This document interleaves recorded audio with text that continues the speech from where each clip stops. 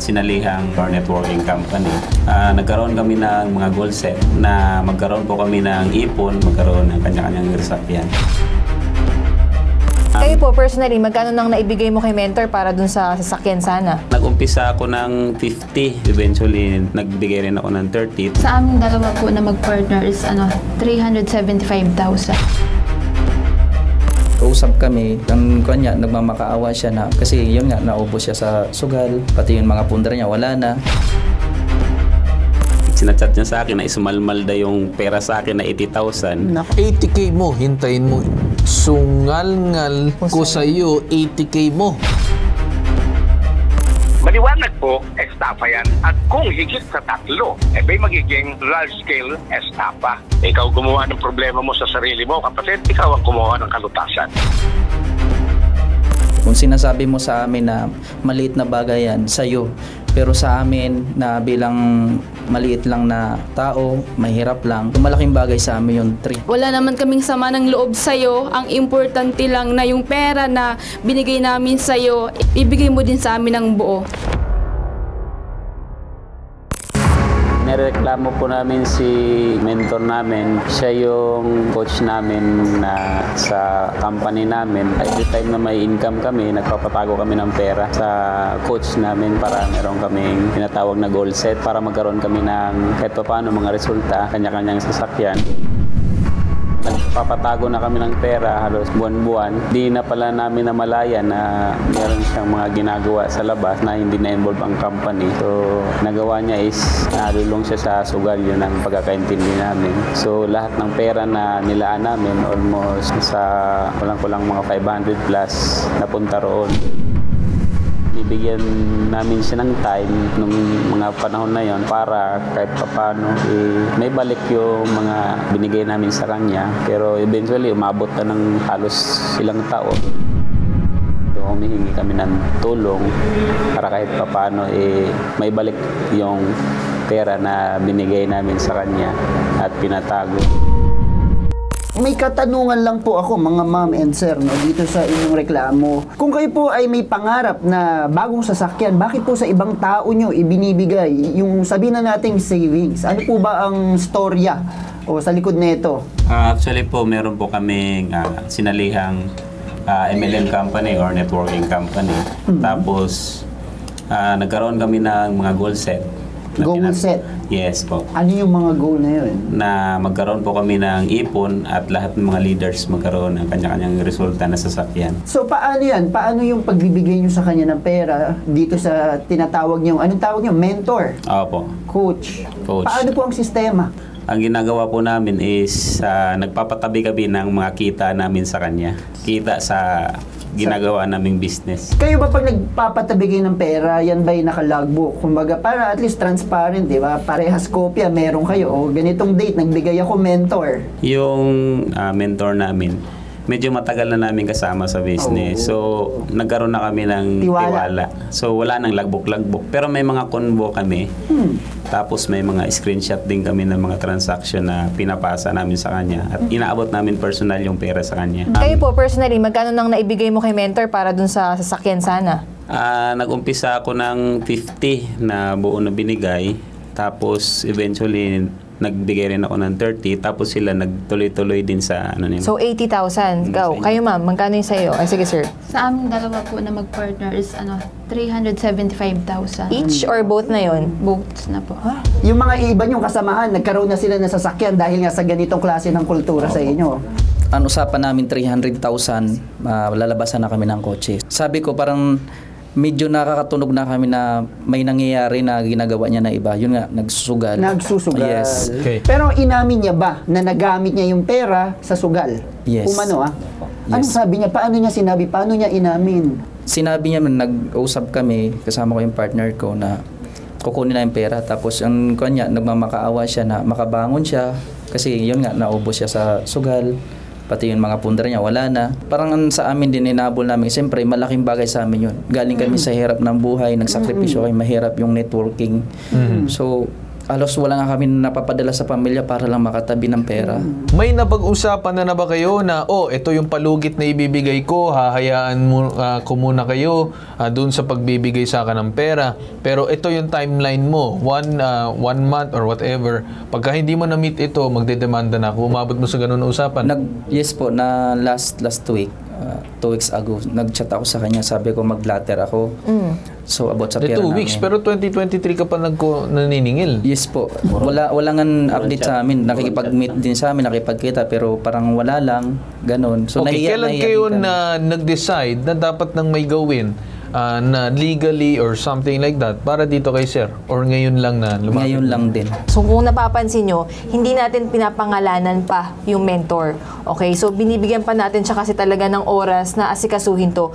Before kayo, kagabi ba nagparamdam yan? Chinat po ba kayo? Ano Yes, anong status? Yung sabi niya sa akin na kinukuha yung bank account ko kasi magde-deposit siya ng 30K. Pero which is ayaw ko nan ganun. Kasi gusto ko i-settle niya ng buo yung pera kasi pinaghirapan naman namin yun eh. Pero nagbigay ka ba ng bank account? Yes, just to show? wala. Ay, hindi ka nagbigay. Yes. Actually, kung ako tatanungin mo, dapat nagbigay ka para makita natin yung willingness niya kung magbabayad kung talaga siya ng bang willing siya magbayad. Kasi, again, kailangan din natin isipin minsan, may gusto tayo na mangyari na isang bigayan. Pero, may instances, marami na kami na-encounter na hindi nila kaya. Pero, kapag nag-commit sila, kailangan nila mag-commit. Dahil kapag pumalya sila dyan, then i-encourage namin yung tao na lumapit na magdemanda na. Okay. Ganun ng klaseng usapan. Sa inyo po ba nagparamdam? Yes po. Ganon din po, nanghingi ng bank account at magsisettle ng paunang bayad siguro. Opo. Ginawa niya po ba? Nag-chat po siya kagabi. Tapos sabi siya na babayaran niya initial 20,000. Tapos sa susunod na mga buwan naman yung iba. Para kasi in-explain niya Ito po ba yung unang pagkakataon na nangako siya sa ganitong setup? Yes po. Ay, una to. Alam niyo po kasi sa totoo lang kagabi, kinukulit na namin siya na magsalita dito.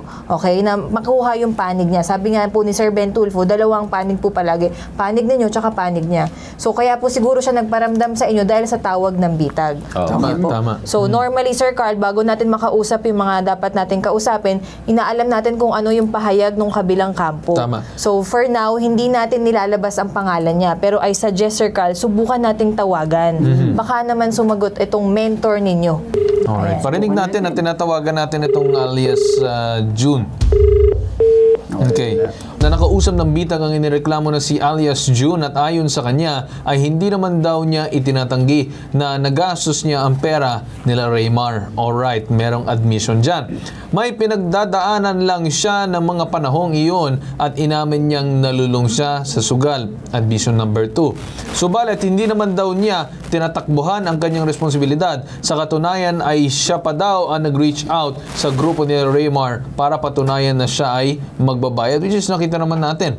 Pero bakit ngayon lang? Ngayon naman, bagong pasok pa lang daw siya sa kanyang trabaho ngayon. Kaya naman, sana ay maunawaan daw nila Raymar na kapag kumita siya ulit ay maibabalik niya na ang pera nila Raymar. Well, ganito siguro ang masasabi ko dito kay alias June. Makipagkasundo ka. Ayoko lang ng verbal, usap-usapan. Dapat mismo on black and white, nangangako ka, kung magbibigay ka ng initial, ilagay natin sa papel. Pagkatapos doon, after ng pirmahan, then magbigay ka ng initial mo para meron silang legal basis na meron kayong pinag-usapan.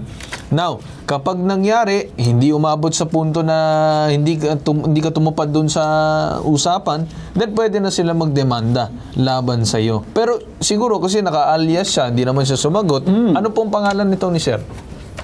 Jason po. Jason Hatiko. Ayan. Jason Hatiko. Alright. Ito pala ang mukha ni mentor. So siya po yun, kino-confirm niyo po na siya yan. Siya po. Siya po yung tumanggap ng mga pera nyo, tama po? Na dapat po bibili kayo ng sasakyan.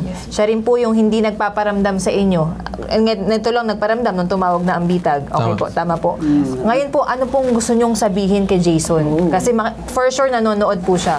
Actually, wala naman kami sama ng loob, kundi yung hinahabol lang namin yung pinaghirapan namin ng matagal, na nagtiwala naman kami sa iyo. So, I hope na maibalik yung pera kasi importante sa amin yun. Sobrang laking bagay. Kung sinasabi mo sa amin na maliit na bagay yan, sa iyo. Pero sa amin na bilang maliit lang na tao, mahirap lang, So malaking bagay sa amin yung 375,000. Sana maibalik mo yung pera. Okay, ang respeto namin di naman mawala yon. So andyan pa rin kung ano yung turing namin sa iyo. Ganun pa rin naman. Basta importante, okay yung pera namin, maibalik. Lahat ng cheque ko, di ba, nag-cheque ako ng 160,000, binigay ko sa iyo yung 150,000, and nakuha ko lang is 10,000, no? Sobrang hirap din syempre kasi alam mo yun, dating nagtatrabaho and then nag-network marketing para makapag-ipon at magkaroon ng resulta, syempre po. And then, ang hirap ng effort namin at inipon namin at binigay namin sa iyo kasi ang laki ng tiwala namin sa inyo. Syempre, ang hirap ng buhay, lalo na syempre sa family namin na mambubukid lang. Hindi kami nakapagpadala dahil binigay namin ng buo yung pera namin sa iyo. And then, ang pinagpipray namin na maibalik mo ng buo or hindi man, install mo. At ang importante is, maibalik mo lahat. Wala naman kaming sama ng loob sa iyo. Ang importante lang na yung pera na binigay namin sa iyo is ibigay mo din sa amin ng buo. Okay. Actually, magkaibigan kami, marami kaming pinagsamahan. Pero nitong huli, parang sinachat niya sa akin na isumalmal da yung pera sa akin na 80,000. Nako. Ngayon, Ay, wait lang, basahin natin, sir, ha? 80K mo, hintayin mo. Sungal-ngal ko sa iyo, 80K mo. Oh. diba? So, doon pa lang, parang nawala na yung respeto ko. Dito lang naman kailangan namin mabalik yung pera.